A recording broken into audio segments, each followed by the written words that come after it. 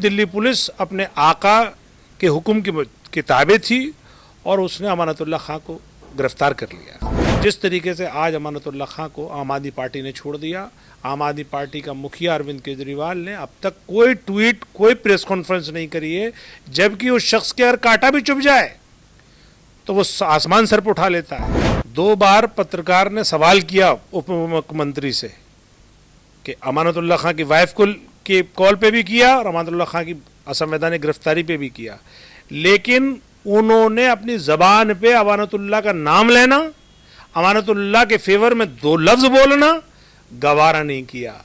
सही मायनों में वो दिल्ली के मुसलमानों को उनकी औकात बता रहे थे कि देखो तुम्हारी ये औकात है।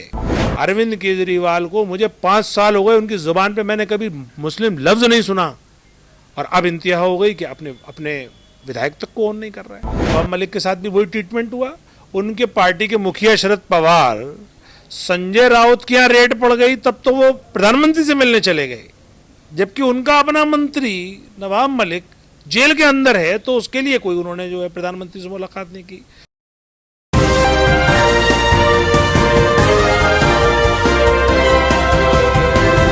आप देख रहे हैं पल पल न्यूज और मैं हूं आपके साथ नदीम अकरम। अमानतुल्लाह खान को कल गिरफ्तार कर लिया गया। कंचन कुंज की जो तस्वीरें थी वो लोगों के सामने थी और उन तस्वीरों के बीच एक और तस्वीर निकल कर के सामने आई थी, जो थी ऑल इंडिया मजलिस इत्तेहादुल मुस्लिमीन की, जहां कलीमुल हफीज साहब भी मौजूद थे, जिनसे कल क्या हुआ वो भी जानने की कोशिश करेंगे और अमानतुल्लाह खान की गिरफ्तारी को कैसे देखा जा रहा है और आम आदमी पार्टी की जो खामोशी है वो कहीं ना कहीं अब लोगों को खल रही है। और इसी के चलते आज ओखला पूरी तरीके से बंद करने का ऐलान कर दिया गया है। कलीमुल हफीज साहब दिल्ली AIMM प्रेसिडेंट हमारे साथ मौजूद हैं। सर, कल क्या हुआ था, क्योंकि लाठीचार्ज के दौरान से पहले की आपकी तस्वीरें सामने आती हैं, अमानतुल्लाह खान को गुद्दी पकड़ करके पुलिस वाले ले जाते हैं और उसके बाद कई गिरफ्तारियां घरों से होती हैं, कैसे देख रहे हैं इन चीज़ों को?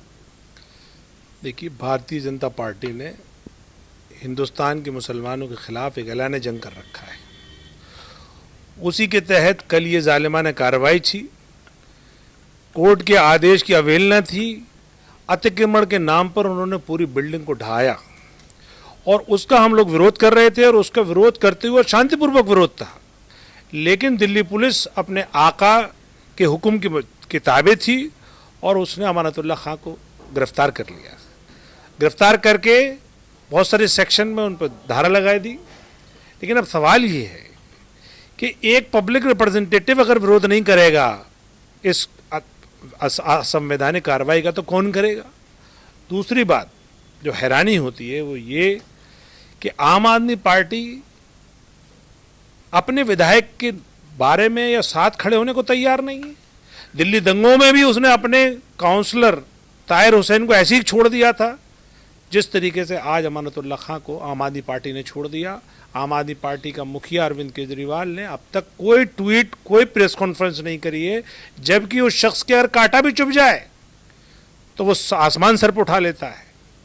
बिल्कुल वैसा ही ट्रीटमेंट दे रही है आम आदमी पार्टी अपने नेता के साथ, जिस तरह से समाजवादी ने आजम खां के साथ दिया था। उनको जेल में जाने के लिए मजबूर कर दिया। 88 केस लगे, लेकिन समाजवादी पार्टी उनके फेवर में कहीं नजर नहीं आई। तो मेरा सवाल ये है कि जब मुसलमानों के खिलाफ इन फासिस्ट ताकतों ने ऐलान जंग कर रखा है, तो मुसलमान जिन पार्टियों को वोट करता है, जो तथाकथित सेकुलर पार्टियां हैं, उन्होंने मुसलमानों को उनके हाल पे क्यों छोड़ दिया? आखिर क्या सिर्फ उन्हें वोट चाहिए? क्या वो मुसलमानों की मुसीबत के वक्त में उनके साथ खड़ी नहीं होंगी? और अरविंद केजरीवाल की तो बार बार ये प्रूव हो गया।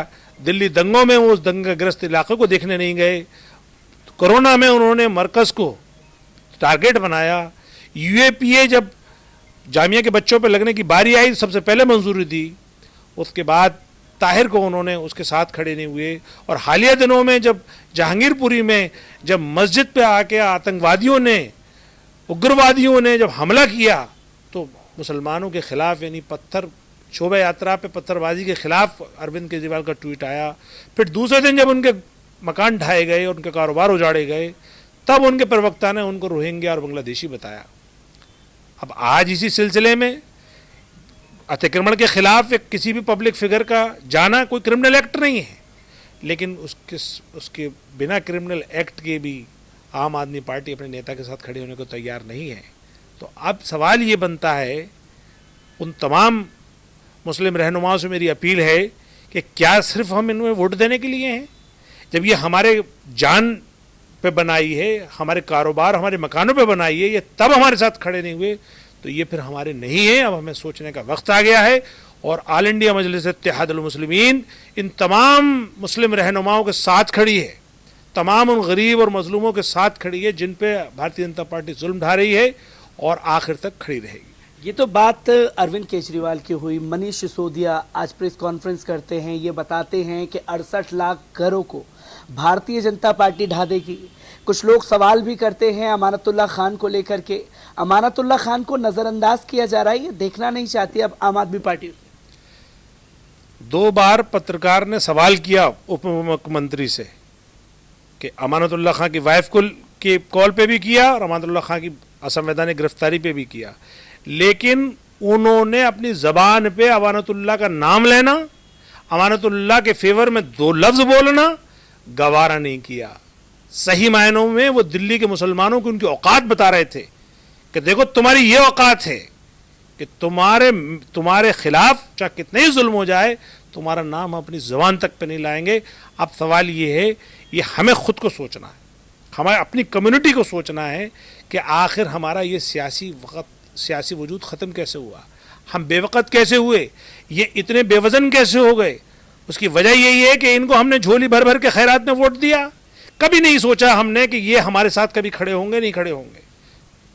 90% तक वोट अरविंद केजरीवाल की आम आदमी पार्टी को मुसलमानों ने दिया है दिल्ली में। इसी तरीके से 90% तक वोट समाजवादी को उत्तर प्रदेश में दिया, लेकिन भारतीय जनता पार्टी के जुल्म वहां पे भी जारी है। उत्तर प्रदेश में कोई एक भी समाजवादी का नेता अखिलेश एक ट्वीट करने को तैयार नहीं है, इसी तरीके से ये भी बोलने को तैयार नहीं है। तो यहां से हमें सबक मिलता है कि अपनी क़यादत और ताबेदारी में क्या फ़र्क होता है।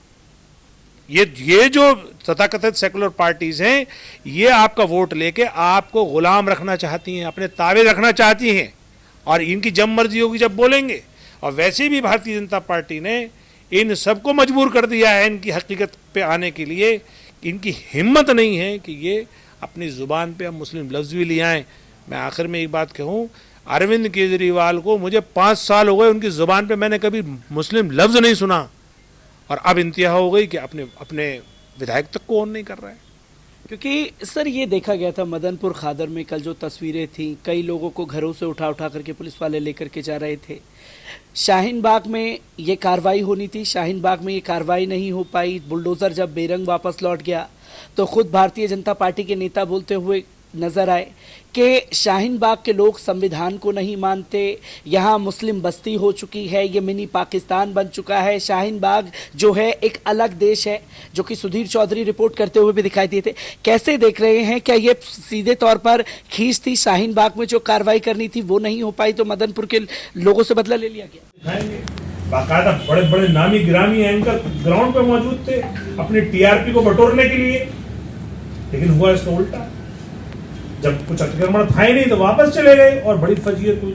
तब उन्होंने दूसरे दिन तो एक ये हनुमान चालीसा पढ़वाया वहां कुतुब मीनार पे ताकि वो डायवर्ट हो जाए, लेकिन ऑफिशियल्स ने बदला लेने के लिए कंचन कुंज को चुना, वरना तो 12 तारीख को उनको इस्कॉन टेम्पल पे जाना था, वहां का एनक्रोचमेंट उठाना था। वहां का ना एनक्रोचमेंट हटाकर कंचन कुंज की पूरी बिल्डिंग ढाई, पूरी 4 मंजिला 5 मंजिला बिल्डिंग को नीचे जमीन दोस्त किया, ऐसी दूसरी बिल्डिंग को किया और इतनी बुरी तरीके से ढाई के पड़ोस में बेचारा एक गरीब किराएदार रहता था, उसका भी सब सामान चला गया। तो ये तो देखिए जालिमाना कार्रवाई है।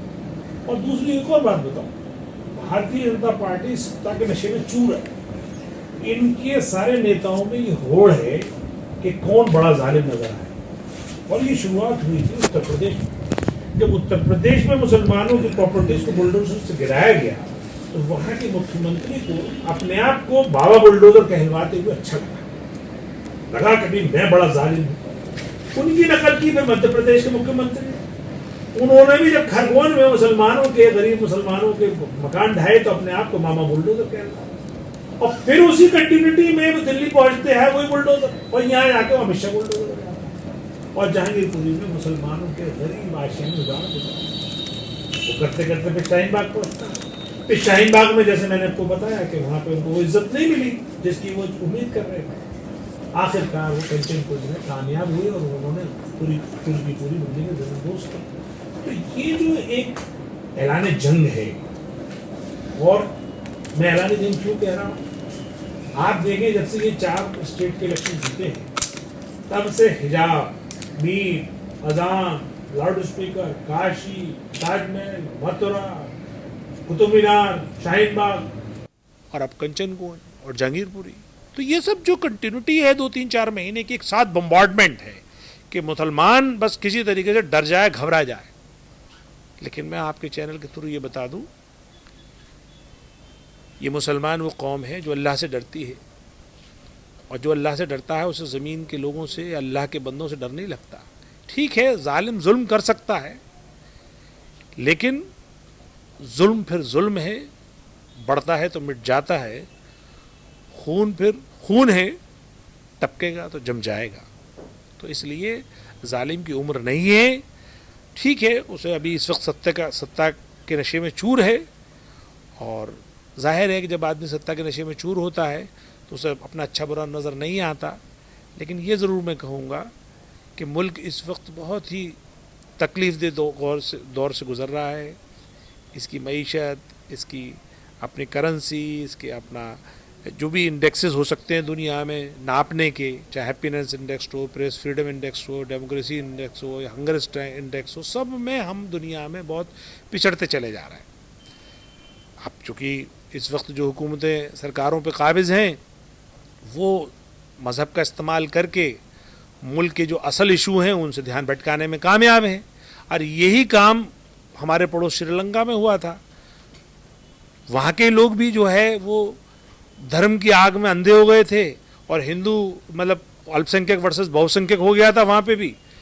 और आज वहाँ पूरे दुनिया ने उस मुल्क को जलते हुए, तबाह होते हुए देखा। आज प्रधानमंत्री से लेकर 40 मंत्रियों के घर जला दिए गए वहाँ।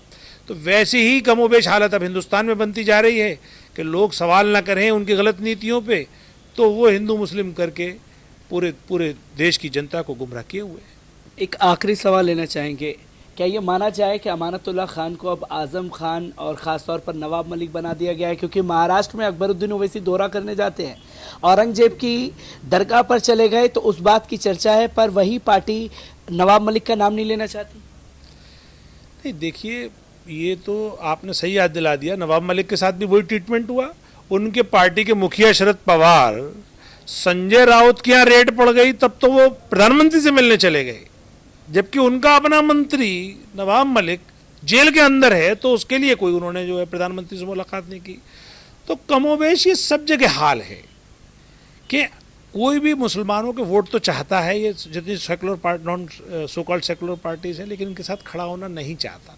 लेकिन मैं आखिर में एक बात कहूँगा, वो बात ये है जो समझने की है कि जब तेलंगाना में 40 लाख मुसलमान, जो कि आबादी का 12% है, जब अपना सियासी वजूद बना सकता है, अपने 8 MLA बना सकता है, उप मुख्यमंत्री और गृह मंत्री बना सकता है, सियासत में एक वजूद पा सकता है, तो आखिर दिल्ली का 40 लाख मुसलमान जो परसेंटेज में 15% होता है, यहाँ पे हमारा सियासी वजूद क्यों नहीं? मेरी ख़ास तौर से अपील उन दानिश्वर हजरात से है जो अकल रखते हैं, या उन अहले सरवत हजरात से है जिनके पास रिसोर्सेज हैं, कि आप अपने आप पे एतमाद रखिए। नौजवान आपका साथ देने को तैयार है। अगर आप लोग उस नौजवान को हौसला देंगे तो जिस तरीके से 40 लाख हैदराबादी मुसलमान ने अपनी सियासी वक़ार और सियासी क़ुव्वत हासिल की है, दिल्ली में भी ये मुमकिन है अगर आप अपनी जमात, अपनी क़यादत यहाँ पे फुल एतमाद के साथ कायम करो। तो डरने घबराने की ज़रूरत नहीं है। हालात तो आते हैं, कभी कभी तशवीशनाक भी होते हैं, कभी कभी लोग जुल्म भी करते हैं, लेकिन अगर हम हिम्मत और हौसले से डटे रहे तो इंशाअल्लाह ये दिन भी गुजर जाएंगे और हमारी फतेह होगी। कलीमुल हफीज़ साहब हमारे साथ मौजूद थे, जिन्होंने साफ शब्दों में ये कह दिया है कि पहले आज़म खान, फिर नवाब मलिक, अब उसी फहरिस्त में एक और नाम जुड़ने जा रहा है, अमानतुल्ला खान का।